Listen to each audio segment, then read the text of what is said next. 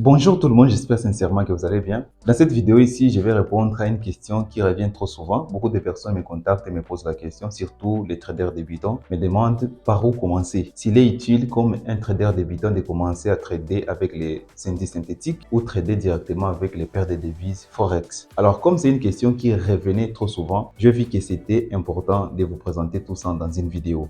Alors, dans cette vidéo, d'abord, avant de commencer, je vais vous expliquer qu'est-ce qu'est un indice synthétique d'abord. Et puis, nous allons parler des avantages des indices synthétiques. Nous allons parler aussi des inconvénients des indices synthétiques. Après avoir compris les avantages et les inconvénients qui représentent les indices synthétiques, c'est alors que nous allons conclure en répondant à la question par où commencer en tant que trader débutant. D'accord? Alors, avant tout, je vais vous expliquer d'abord qu'est-ce qu'est un indice synthétique.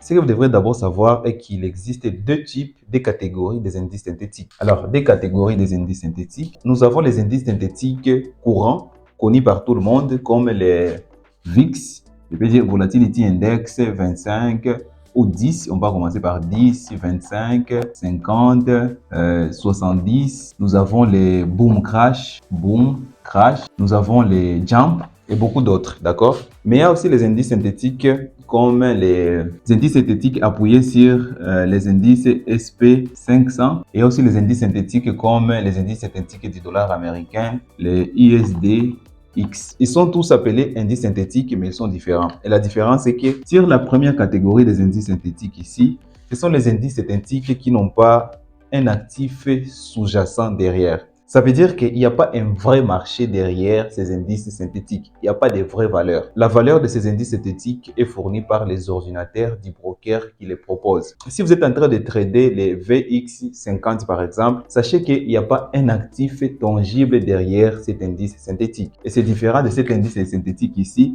où il y a l'indice normal SP500 derrière. Et ici, nous avons le dollar américain qui est derrière cet indice ici. C'est ça la différence entre ces deux catégories des indices synthétiques. Alors, quand on parle des indices synthétiques, surtout les personnes qui m'envoient des questions sur Telegram ou Instagram font souvent référence à cette catégorie des indices synthétiques. Et ici aussi, sur les paires de devises, nous avons les Forex. On peut parler des les paires de devises comme Euro USD. On peut parler, bon, GBP, JPY, d'accord?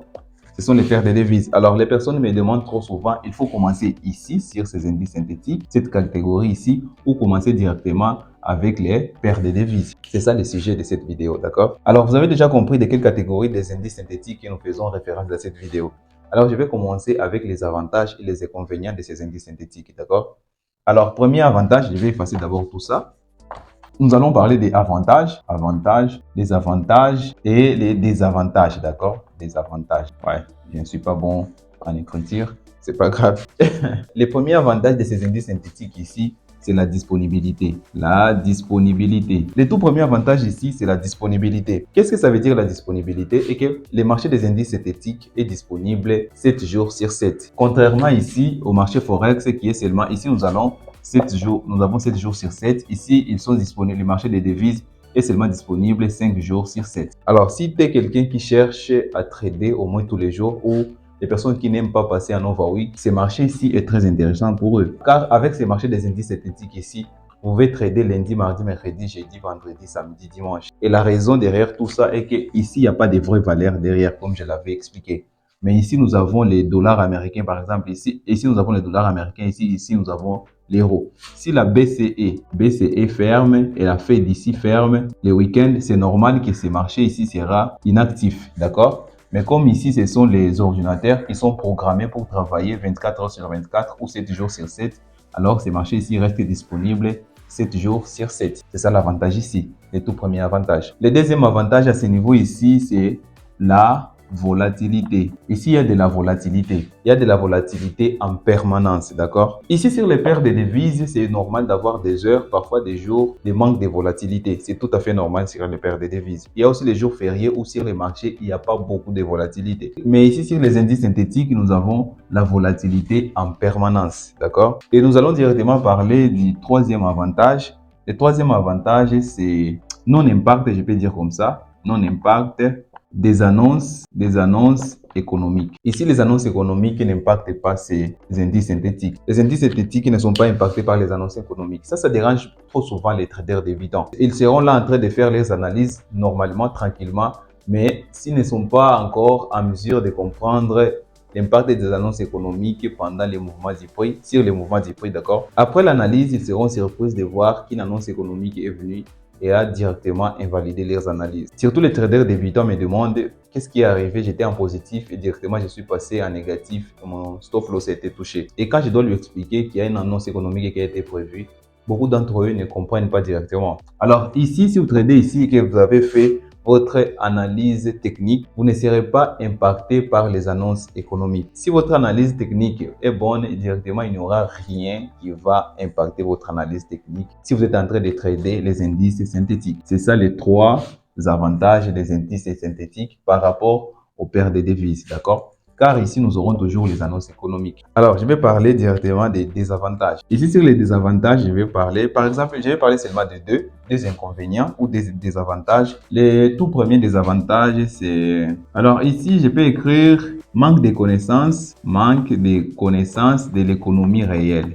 D'accord? Manque de connaissances de l'économie réelle. Pourquoi j'écris ça? Parce que quand vous êtes en train de trader les paires de devises, vous devrez comprendre au moins l'analyse fondamentale. Et l'analyse fondamentale vous pousse à comprendre au moins l'économie réelle. Par exemple, si vous devrez trader les GBP, JPY, ici, si vous devrez acheter par exemple, ça veut dire que vous faites confiance à la paire de devises GBP ou vous faites confiance à l'économie de la Grande-Bretagne par rapport à l'économie japonaise. Alors, pour faire confiance à l'économie de la Grande-Bretagne ou l'économie d'un pays par rapport à un autre pays, vous devrez au moins comprendre un peu des fondamentaux. Et les fondamentaux qui vont vous amener à avoir un peu de connaissances sur la situation économique d'un pays. Alors, et le dernier désavantage, et pas les moindres, c'est la manipulation. Ici, sur la manipulation, c'est que vous devrez comprendre, comme il n'y a pas un actif ou un marché derrière les indices synthétiques, c'est normal que les brokers qui proposent ces indices synthétiques peuvent procéder à la manipulation. Bon, c'est que vous devez savoir d'abord que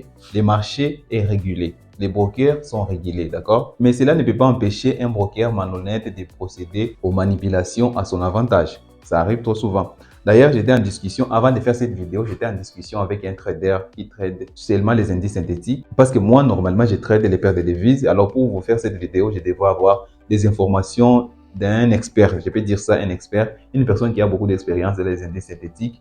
Et m'a expliqué que les indices synthétiques marchent très bien d'abord. Marche très bien du lundi, mardi, mercredi, jeudi, vendredi. À partir des week-ends, il commence à observer des manipulations sur les indices synthétiques. Je ne sais pas si c'est vrai. Si vous tradez aussi les indices synthétiques et que vous êtes pour ou contre cet avis, vous pouvez me faire savoir dans l'espace commentaire, d'accord? Il m'a expliqué que beaucoup de manipulations se fait voir sur le marché le week-end car beaucoup de traders qui tradent les paires de devises, comme je vous avais dit, quand c'est vendredi, le marché est fermé. Le samedi, il vient directement trader, il commence à trader les indices synthétiques. Ça va augmenter d'abord la volatilité. Les brokers en profitent pour procéder aux manipulations. Je ne sais pas si c'est vrai, c'est pourquoi je n'ai pas le moyen de vous le prouver. Mais sinon, c'est dire, c'est ce qui arrive pendant le week-end, samedi et dimanche, sur les indices synthétiques, d'accord? Mais je ne sais pas ça. Mais au moins, ça m'amène ici qu'il y a risque de manipulation sur les indices synthétiques. Qu'est-ce qui arrive quand je me tape un stop loss? Je suis en train de trader normalement chez mon broker et je me tape un stop loss. Je suis par exemple sur la paire de devises Euro-USD et je me tape un stop loss. Je peux ouvrir TradingView et comparer les prix sur les autres brokers. Je vais regarder Oanda, je vais regarder FXCM, je vais regarder mon propre broker et chercher à voir si tout va bien. Mais sur les indices synthétiques, vous n'avez pas où aller vérifier car les prix sont proposés seulement uniquement par votre broker. Alors, où trouver les indices synthétiques? Pour intervenir sur les marchés des indices synthétiques, vous devrez avoir un compte chez un broker qui propose ces indices synthétiques. À ma connaissance, les brokers qui proposent les indices synthétiques, et c'est un broker que moi-même j'ai déjà expérimenté, c'est Derive. Et il y a aussi aujourd'hui une pro firme qui peut vous permettre de passer des challenges sur les indices synthétiques. Et c'est l'unique pro firme que moi je connais, Consomate Trader. Une pro firme que j'ai commencé à travailler avec il y a 4 mois et que j'avais présenté sur cette chaîne.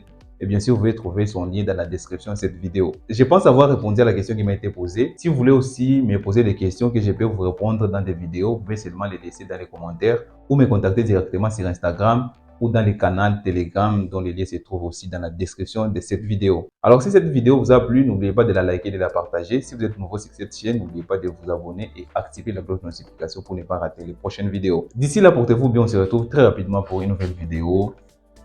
Ciao!